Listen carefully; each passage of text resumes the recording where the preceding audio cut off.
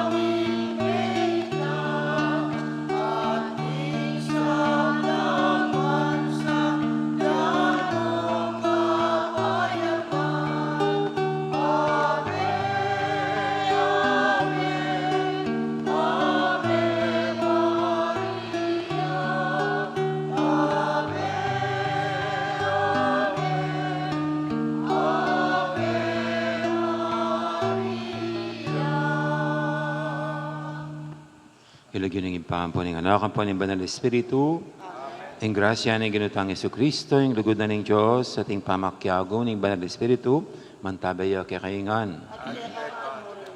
May payabak kay kayo po.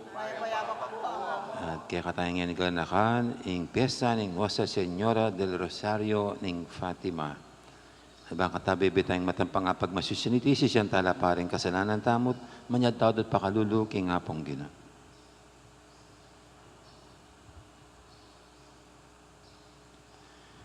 Ginoo ikang memili, king Birhen Maria, ban maging indo ng anak mo, Ginoo pakalulo. Ginoo ikang parangalan ng rosaryo ng indo mo, Kristo pakalulo. Ginoo ikang linilong kang Maria, king pamangaglina kang Jesus, Ginoo pakalulo. Ing Diyos sa may pahintutu pakaluluwa na katam, king pangapatawad, daring kasalanan tamo, dala na katangan sana, king biye alangang manalangin tamo. Oy paming mayupaya, ipagkalug mo king kang balayan, ing manatiling kalusugan, akaisipan at katawan. Kambering panalangin ng mga Birhen ning Fatima, ban sumaup at mantabi kay kami karing kalungkutan na ning iting biye. Miras na kay man sana, king alanganggang tula ing tutuking biye. Itihadon mi, king kapamilatan ni ginuming Yesu Kristo ang anak mo, ang mabibi at magari kang bemot ng Banal Espiritu. Metong mo king panga Diyos, manggaman king alangangga. Amen.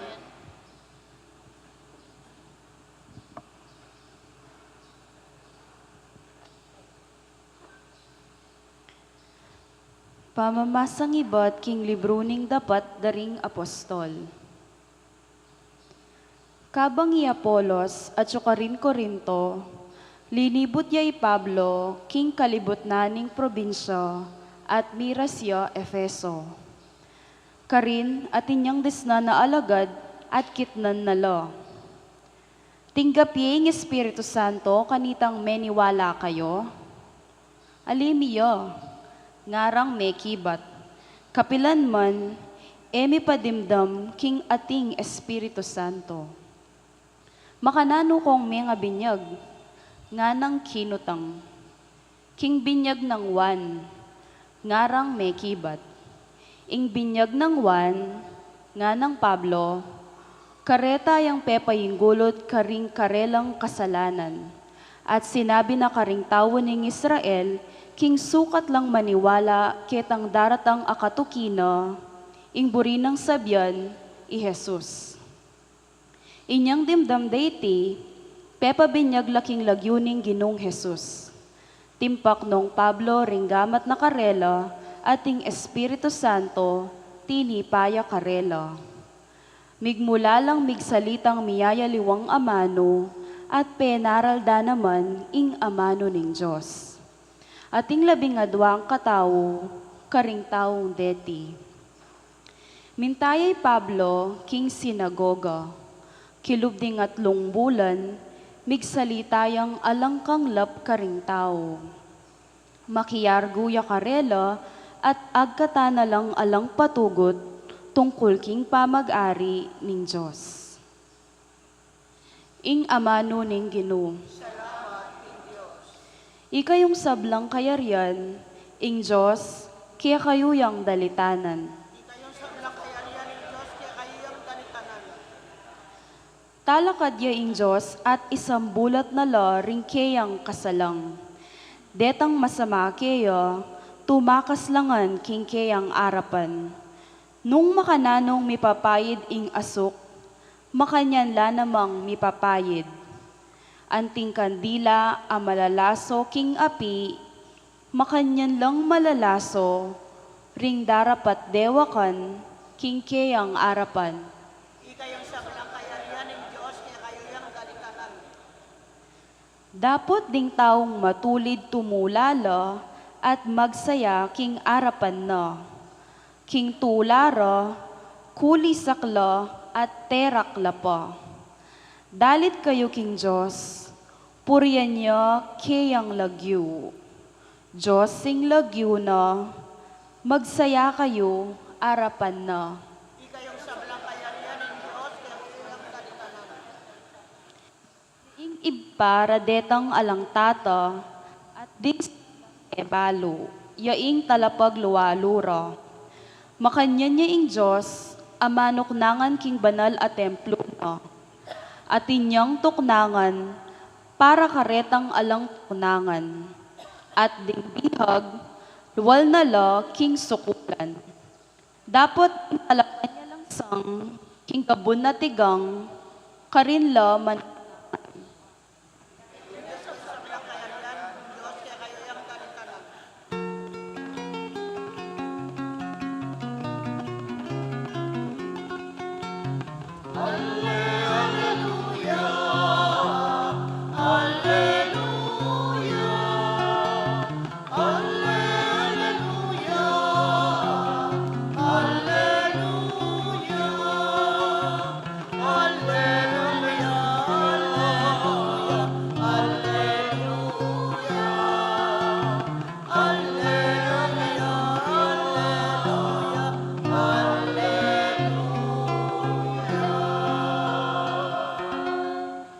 munta kayo at ituruye ingkakong ebanghelyo karing sablang tao. Kaya beyo ko kapilan man ang gaman king kapupusa ning yato. Ang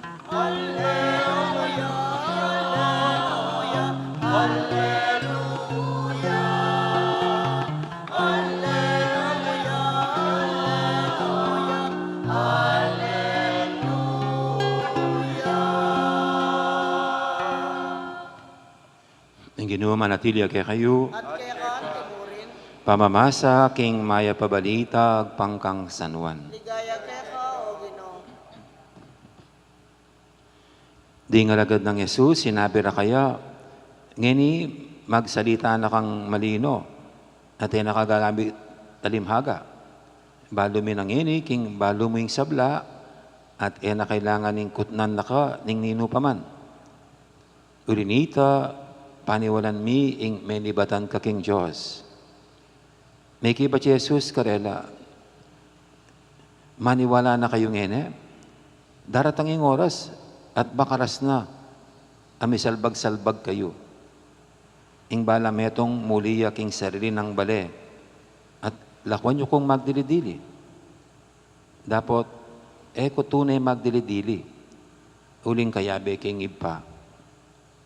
Sinabi ko reting bagay, ban may kakapayapan kayo, king pamakyagom yo kanako.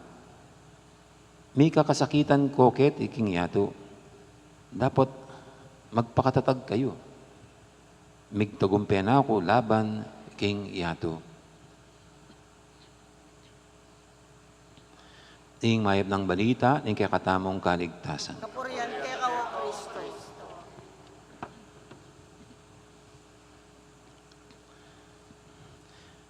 Noon po'y meron akong nabasang konti tungkol sa buhay ni Ninoy Aquino nung siya ay na-detain ayon dun sa kanyang kwento, isang malit na kwarto lang yung binigay sa kanya. At kahit lumabas man dun sa malit na kwarto ay hindi man siya pinapayagan. Kaya doon parang nagulo ang kanyang isip at doon na parang nag-isip-isip kung bakit nangyari sa kanya yung ganon. At dahil ilang buwan, ilang taon, nandun siya, ang pinagugutan lang po ng kanya ng lakas, nang naisip-isip niya, ay yung rosaryo, tsaka mayroong isang Bible. Doon naging maliwanag sa kanya na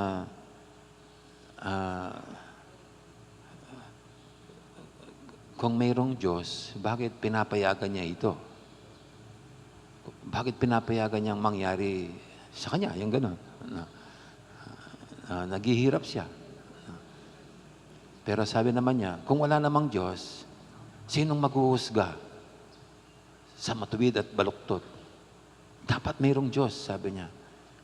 Para yung mga inosente, na pinagbibintangan ng ginagawa ng istorya, ay mapatunayang inosente sila. At yung tunay na mga guilty, ang tunay na maparusahan. So there should be God, sabi niya. Kaya para pong sa kanya lang pag-iisip, doon niya lang maliwanag, dapat mayroong Diyos, sabi niya. So anyway po, kung dilaw daw siya nakulong sa ganong sitwasyon, no, yung ganon lang, hindi man siya talaga nagdasal. At siguro totoo na baka napabilang pa nga siya sa mga komunista noon, o kaya sa mga lefties. Na. Pero mayroong nagawang maganda yung kanyang pagka-abandon o nandun lang mag-isa, walang masasandalan, walang mapupuntahan. Dahil mag-isa lang siya doon sa kwarto. But it was during those dark moments na sa kanyang buhay, meron siyang napaghugutan ng lakas. Na sa pamagitan niyang pagdarasal sa kanyang banal na rosaryo, nabigay ng kanyang asawang si Cory Aquino at ang Bible. At alam po natin kung paano nalampasan niya yon. At later on, hindi man na siya matakot na kahit mamatay para sa kanyang pinaglalaban na kalayaan mula sa diktador. At ito po'y bunga ng kanyang pakikipag-isa sa Diyos through prayer. Dito po sa ating Ebanghelyo, ito yung sinasabi ng Panginoon sa kanyang mga lagad na darating ang araw, siya rin iiwanan nila. Siyempre, matatakot yung mga lagad pag hinuli ang Panginoon, kailangan nilang isalba din ang kanilang buhay kasi baka madadamay pa sila. Ganun naman po kung minsan ang tao. Tatahimik sa oras na mailagay sa panganib ang kanilang buhay.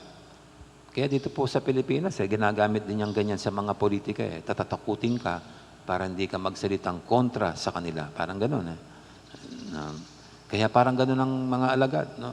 Dahil huli ng Panginoon, magtatago para ilayo ang sarili sa panganib. Kaya malalagay ang Panginoon sa isang sitwasyon na siya na lamang. Wala yung mga lagad niya. Which really happened, no? Sa harap ni Pilato, nandun lang siya mag-isa. Walang ibang kakampi sa mga kaharap niya. Pero ang ganda po na sinabi ng Panginoon, kahit na siya iwanan ng kanyang mga lagad, He is not truly alone. Sabi niya, dapat eko tunay magdilidili, uling kayabe ke ingib pa.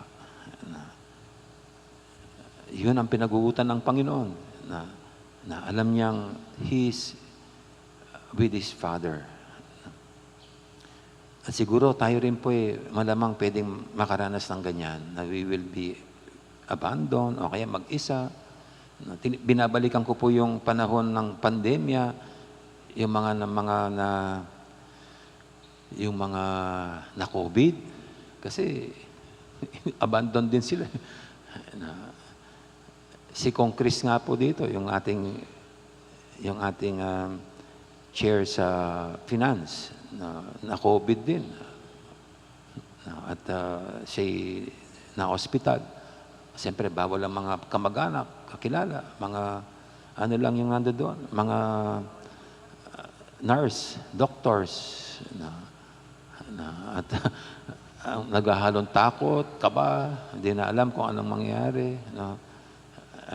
At sa kanila pong mga istorya na COVID, wala kang ibang mapaghugatan, kundi tawagin mo na lahat ng mga santo.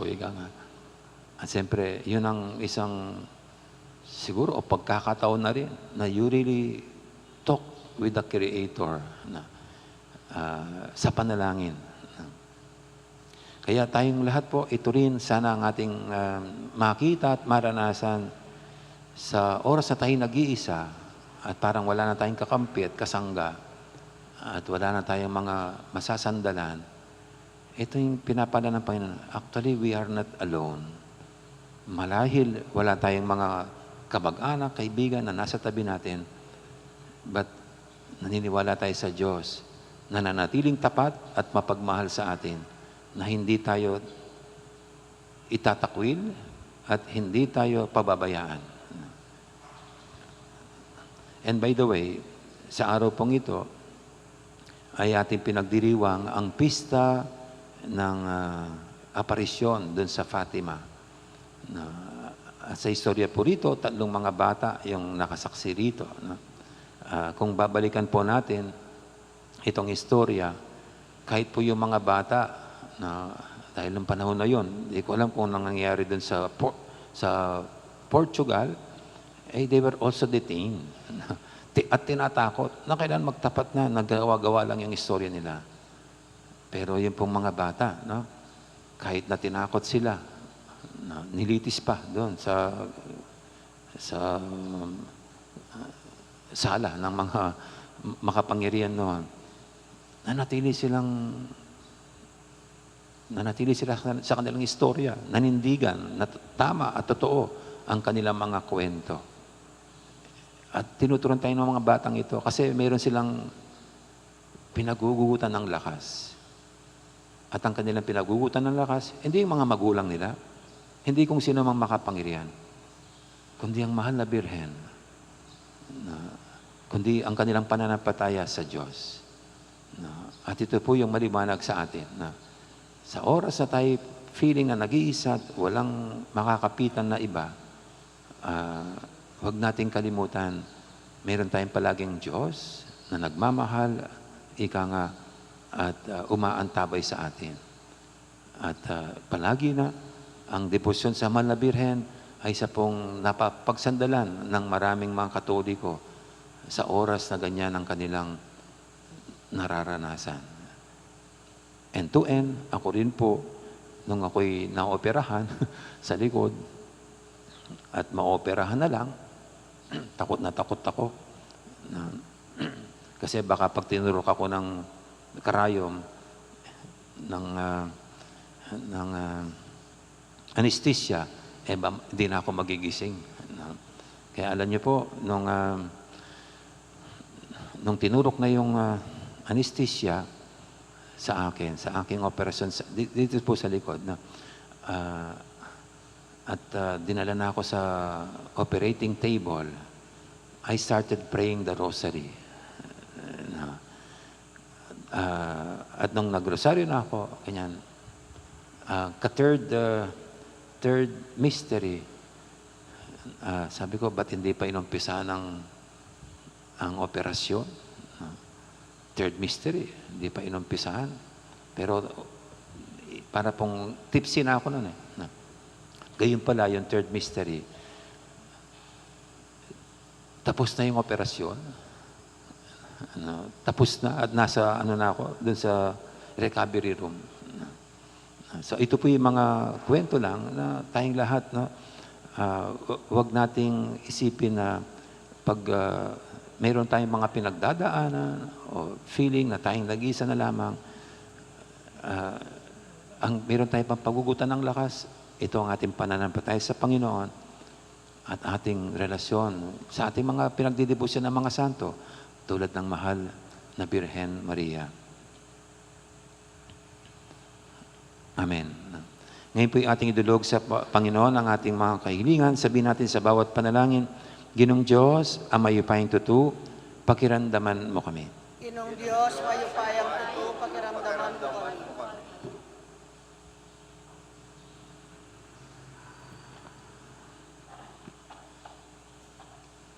Gino, potang ing meto nga anak, mi bayit ya ketiking yato, mi papamulala kami. Ewari ing die, ya ing maragul mong diling kalam king meto ketawan. Bustan mong parati kayang mit mong kapasalamatan kaya ko, para king bie at kapilan mansa, emi paten iti, kapamilataning abortion, ipanalangin mi kaya ka o Gino. Ginong Diyos, mayupayang tutu, pakiramdaman Makapagmula lang Ginoo, potang ing metong amagaral, at alastas na ing pagmalasakita ng ipalino ning kayang talaturo, dagul akapagmulalan. At tuklasan mila naman sana, ring kapagmulalan abinili mo king kekang lelangan, ipanalangin mi keka o Ginoo. Ginong Diyos, sa mayupayang ito, pakiramdaman mo kami. Mapamakalulong Ginoo, potang ing metong asisisi, mibuklat ya king kekang grasya, at mitmong kababa ng isakwil ing keyang kenan, bustan mong magmulala kami at magsaya, antimo ing tata naning anak abulagsak, ipanalangin mi keka o Ginoo. Ginong Diyos, sa mayupayang ito, pakiramdaman mo kami. Dibinong Ginoo, salang king makayatong pamalak, ating mapagkumbaba at simpleng tao at tutong malapit keka, kapamilataning kasalpantayanan at lugod. Bustan mong atuklasan mi iting kapagmulalan at tumula kaya kaniti, ipanalangin mi keka o Ginoo. Ginong Diyos, sa mayupayang ito, pakiramdaman mo kami. Ngeni adwan tamo ing sarilitang kapagnasan.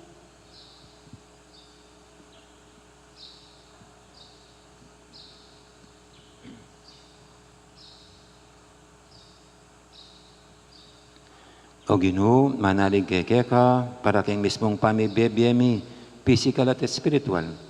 Baluming kapiran man, kay mabigo. Busan mong parati kay ating kamalayan, karing kay kang kalam, at mitmong kapasalamatan para kareti. Di adon mi, kapamilatan ng Kristong ginumi.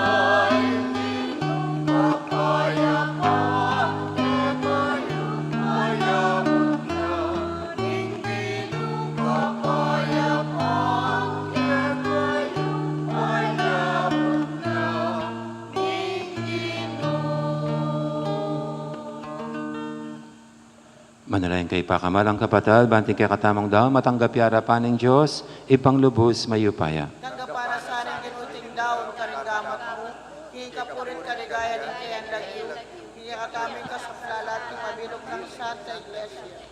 Oy, pamimigla lang, ing pangabait ng Kristong kay kang anak, lalo ng pepalablaban, ing lugod, ing indong birhen kay ka, at pepasulungan, ing kayang kabanalan. Mananasanang ing pangatao ng Kristo, pagkaluban na kayang sikanan, king kaya kaming kinan. Ikabos na kami, karing kayang kasalanan, at gawa nung karapat dapat detingayin mi kaya.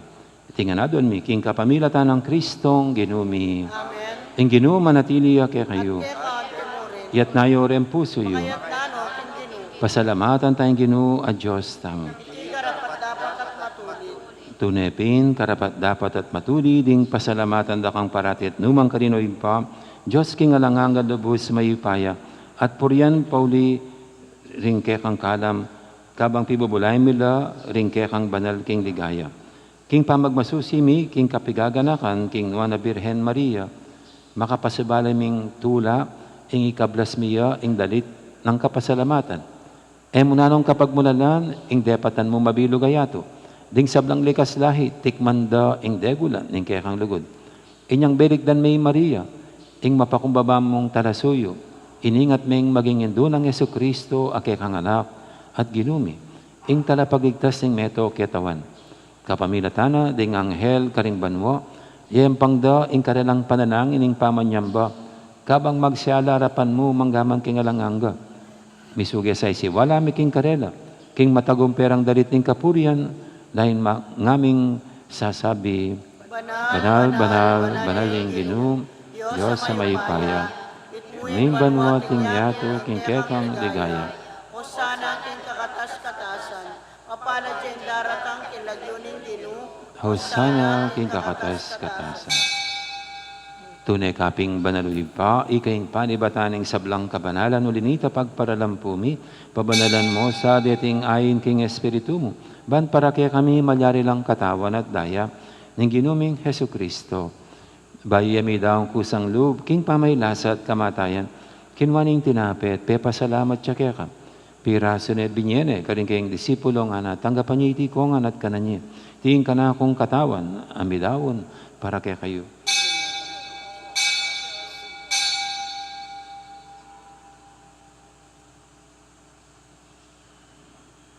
Makanya mo naman kay balingapunan, kinuwaning kalis, pasibayang pepa salamat kaya ka. At binyining kalis, karing kayang disipulo nga na, tanggapan niya iti ko nga minum ko kaniti. Itiing kalis ting kana akong daya. Ing daya ning bay talang hanggang tipan. Ami bubo para kaya kayo at para karing sablang tao, banketa may patawaran laring kasalanan. Data niya iti bilang kapigaganakan kanako.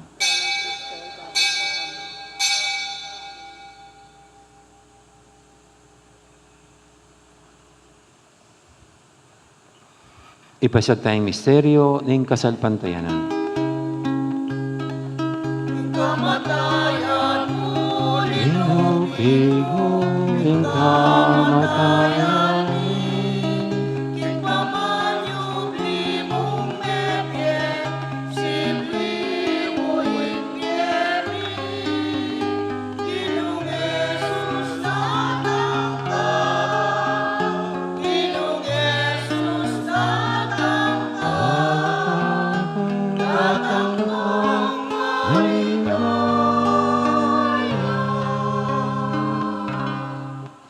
Inyang inigaganakan mi oy pa, ing kamatayan at pamanyubli na may biyening anak mo, darang mi kaya kaiting tinapin, ing biyeting kalis, ing kaligtasan. Layon ming pasalamatan kaya ka, ing pepalyarian mo kaming matampang talakadarapan mo, ban sumuyo kaya ka. Mapakumbabaming pagamuha mo, king ikaming sanang misulusulu, king katawan at dayang Kristo, tipuna na kaming anting metong ning banal Espiritu. Ganakan me, oy pa, ing Santa Iglesia mong makalaganap, kimeto yato, ban miganap ya kinugod, kambe ng Francisco kaya kaming Papa, at Florentino kaya kaming Obispo, ading sablang pari. Ganakan mula naman din kapatid ming pepainawan at maninayang sibling miye, lalong-lalo na di talasuyo mong di Monsignor Antonio, Diosdado, Francisco, at Banjo, ading aliwa pang mayang unabi, tanggapan mo sana king maligay mong harapan, pakaluluan mo kingan. Gawan mo kingang karapat dapat magkamit king bialanganga. Ban kaya be ng Maria, imbirhenin doon ng Diyos, kambe ng San Jose kayong esposo, kaya be ring apostol at ding sablang santo, at inupad kimalmong kaburian, king kaya kabaning panawun, purian dakat paligayan, kapamilatan ng Yesu Kristong kekang anak. King kapamilatan ng Kristo, kambenat kaya, ipang mayupayin tutu, kagumning banal Espiritu, pupurian dakat parangalan, manggaman king alanganga.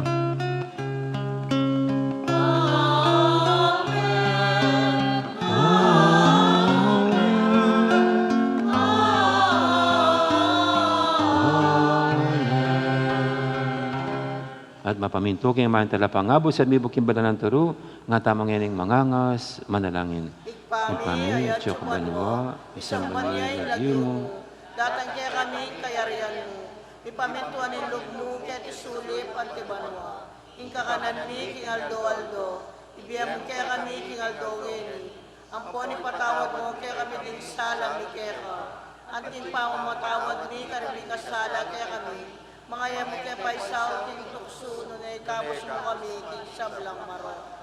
Ikabos mo kami o Ginoo kisablang marok, malugod mong ipagkalubing kapayapan king panawon mi, ban king kasaupan ning kaya kang pakalulu, parati kaming mikabos, king kasalanan at biligtas kisablang kaligaligan.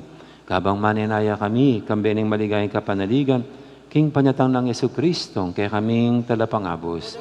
Ning kaya kang kayariyan, king kayipayan, ligaya, manggaman. O ginuming Yesu Kristo, sinabi ka rin kaya kang apostol, ing kapayapan nalakwang ko kaya kayo, ing kapayapan ko, babiya ko kaya kayo. Mo sana babalik dan, ning kaya kaming kasalanan. Nang lawin mo yung kasalpantian ning kaya kang iglesia. At pamayapan mo yung pambilugan, agpangking kaburian mo. Igang mabibiyat magari manggaman, king alanganga. Amen.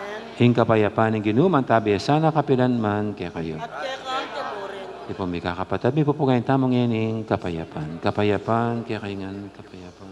Kordero ng Diyos, sa milalakong yung kasalanan ng yato, Pakaluluan pakaluluan mo mo kami. kami. Kordero ng Diyos, sa milalakong yung kasalanan ng yato, pakaluluan mo kami.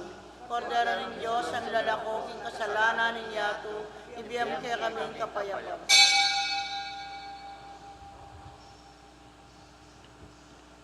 Yung malagod at maganakatang Ginoo, ing kordero ng Diyos, sa milalako, king kasalanan ng yato. Yan ang tang makasadyan tanggap kayo, kaniting banal ng komunyon. Ginoo, ek matampang tanggap kayo. Dapat ikas may nga mano mo, Tumayab umayab na.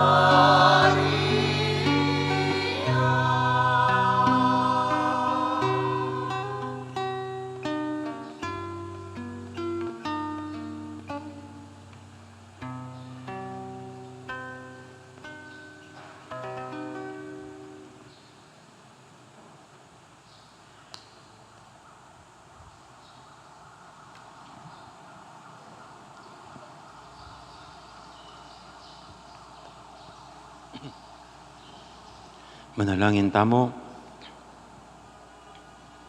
Oy paming malugod, magsaya kami, karing kekang sakramento, at adwan ming kekang pakalulu, kabang parangalan ming kapigaganakan, King Nuestra Señora del Rosario ning Fatima.